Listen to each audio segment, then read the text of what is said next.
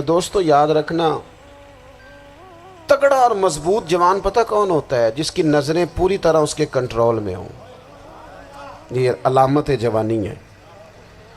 جس آدمی کا پوری طرح، دو لوگ دنیا میں کبھی کوئی کارنامہ سر انجام نہیں دے سکتے، ایک جو حرام کھاتا ہو، ایک جس کی نظر ناپاک ہو۔ محمد بن قاسم جب یہاں آئے تھے نا، تو ایک دن بڑے پریشان تھے، تو ایک بزرگ کہنے لگے آپ کیوں پریشان ہیں؟ کہنے لگے راجہ دہر سے مقابلہ ہے اور ہماری فوج تو سندھ کے رستے بھی نہیں جانتی، زبان بھی نہیں جانتی، لڑیں گے کیسے؟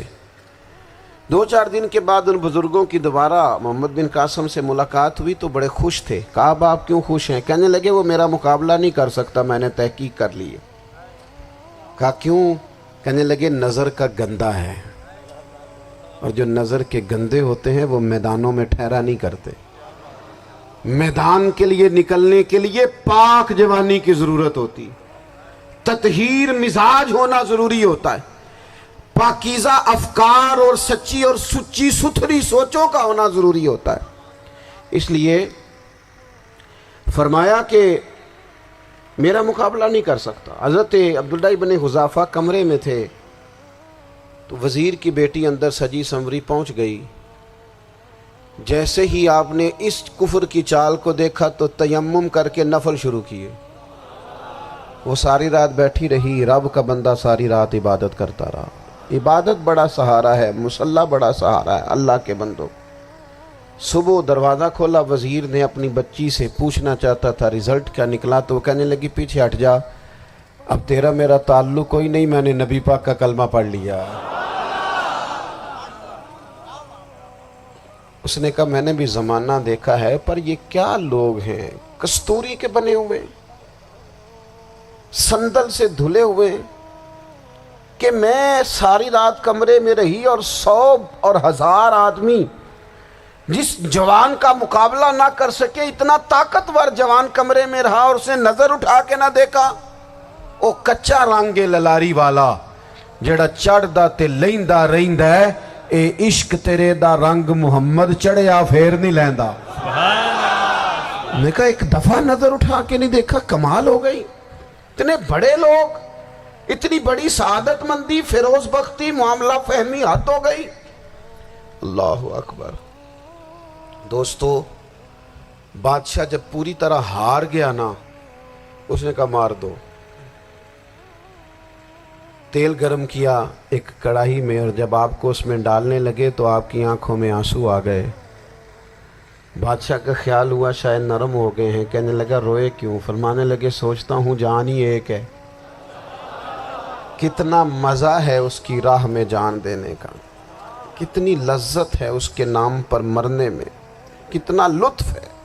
جے تو چڑھیا اتے دار بھی نہیں، تے جے تو وکیا عشق بازار بھی نہیں، تے ایڈا سستا سودا پیار بھی نہیں، تے ایڈا سستا لبدا یار بھی نہیں۔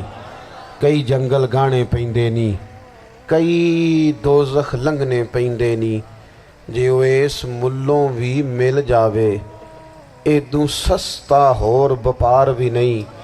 تے کچھ سمجھ نہ آوے لوکانوں وہ کادے نال شہید کرے، ڈٹھی یار دے ہاتھ تلوار بھی نہیں، پر او دا خالی جاندہ وار بھی نہیں۔ کہنے لگے ایک جان ہے نا، تو دل کرتا ہے ہزاروں ہوتی تو ایک ایک کر کے محبوب کے نام پہ قربان کرتا، جب میرے پاس ہے ہی ایک، کروں کیا؟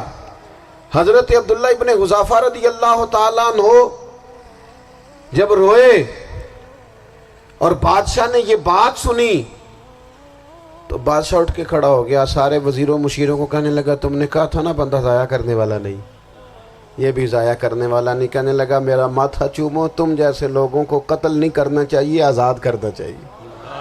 عزیز اپنی زندگی سے نا یہ بہت زیادہ ہرس، ہوس، طمع، اور یہ کسی بات کی بھی ہو، ہرس صرف پیسوں کی نہیں ہوتی ہے، شہرت کی بھی ہوتی ہے، یہ بیماری انسان کو اقتدار کی بھی ہوتی ہے، تعریف کی بھی بیماری ہوتی ہے، یہ سارے نقص ہوتے ہیں لوگوں کو، اور معاذ اللہ بعض جبوں کبوں کے اندر بھی ہوتے ہیں، وہاں بھی پنپتے ہیں۔ اپنی زندگی جب تک اس سادگی میں نہیں لاؤ گے جو رسول پاک نے عطا فرمائی ہے، جب لوگ آسانیوں میں پوری طرح الجھ گئے تو پھر وہ دور ہوئے اور کفر چڑھ گیا۔ دوسری بات، اللہ کے محبوب صلی اللہ تعالی علیہ وسلم کی محبت ہم سے تقاضا کرتی ہے کہ ہم اس مشن کے لیے کام کریں جس مشن کے لیے رسول پاک نے کام فرمایا ہے۔ ہم سارے کام بڑے مضبوطی سے، سوچ سمجھ کے، تدبر سے، حکمت سے، تقاضوں کو مد نظر رکھتے ہوئے کرتے ہیں سارے کام۔ دین کے کام میں ہمارا مزاج نہیں ہوتا، او ہو جائے گا جی، آپ بسم اللہ پڑھیں جی، شروع کریں جی۔ آپ تقاضوں کو سمجھیں، چیزوں کو دبائیں نہیں، چیزوں پر غور کریں۔ کسی کے ذہن کی سطح پر سوال ابھرتا ہے، اس کا تسلی بخش جواب دیں۔ اپنی زندگی میں دین کے کام کے لیے اپنے آپ کو وقف کریں، اور دین کے کام کے بہت سارے پہلو ہیں۔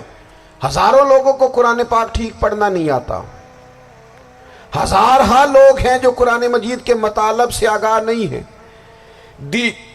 دین کی بنیادی ضروریات سے لوگ نابلد ہیں۔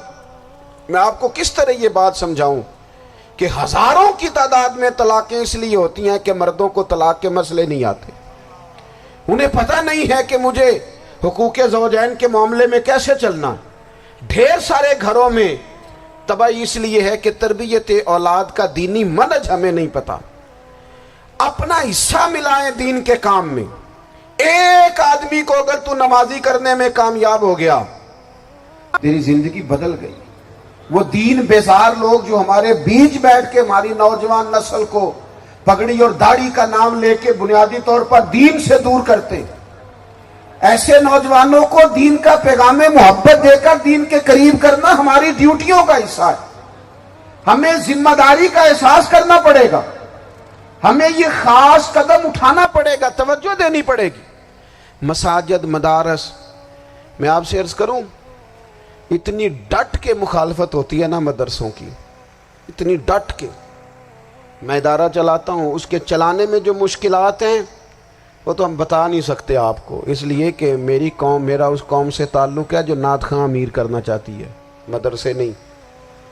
ہاں، نقیب خطیب پیدا کرنا چاہتی ہے، شعر و شاعری کی زندگی کو پروان چڑھانا چاہتی ہے۔ فقط ہمارا ان لوگوں سے تعلق ہے جو لاکھوں کروڑوں روپیہ محافل پہ لگائیں گے، اور قاری صاحب بیچارے اگر مسجد کا کوئی ہونے والا کام کسی وقت بتا دیں گے تو وہ بڑی مشکل آ جائے گی ان کے لیے۔ یہ کیسے ہو سکتا ہے، آپ نے یہ ڈیوٹی بتا دی؟ مدارس، اور جتنا اہم رول دین کو پھیلانے میں مدارس اسلامیہ کا ہے، اتنی زبردست۔ لوگوں کا خیال ہوتا ہے میری طرح کے لوگ شاید کام کرتے ہیں، ڈیوٹی کرتے ہیں۔ یہ 10-15 لوگ آپ کو نظر آتے ہیں جو آپ کو کہیں میڈیا پر یا ادھر ادھر ڈیوٹی کرتے، مخلص لوگ اپنی جگہ پہ، وہ بھی بڑا ہی کام کر رہے ہیں، جو میڈیا پہ آ کے بھی اخلاص سے اور درد دل سے کو دین کی، ان کی بھی کسی بات کی حوصلہ شکنی نہیں۔ لیکن ہزارہا اساتذہ جو مدارس میں بیٹھ کے پڑھاتے ہیں، جنہوں نے وہ سارے لوگ تیار، آپ سمجھ نہیں سکتے کتنا بڑا کام۔ حفظ کا استاد جو ہوتا ہے نا، اس کی ڈیوٹی 24 گھنٹے ہوتی ہے، فجر سے پہلے، اور اس نے بچوں کو اٹھانا ہے۔ تنخواہ تو ہم انہیں دینا نہیں نہ چاہتے جی، تنخواہ نہیں دئی دی انہوں نے، ہمیں مولوی امیر نہ ہو جانا۔ مولوی نو تے سوٹ بھی 27ویں والی رات دے عید ہے تاکہ کدھر سوان کے عید والے دن پا نہ لوے، چونکہ 27ویں تو بعد تے درزی پھڑتا ہی کوئی نہیں، کیوں حضرت؟ ایسا ہی ہے نا، اس وقت تو نہیں نہ لیتا۔ تو ہم چاہتے ہیں مولوی ہماری مرضی کے ہماری طرح کا سوٹ نہ پہن لے۔ مدارس کی مضبوطی آپ یہ دیکھ لیں، یہ صلاح الدین ایوبی کا تعلق بھلا کس چیز سے تھا؟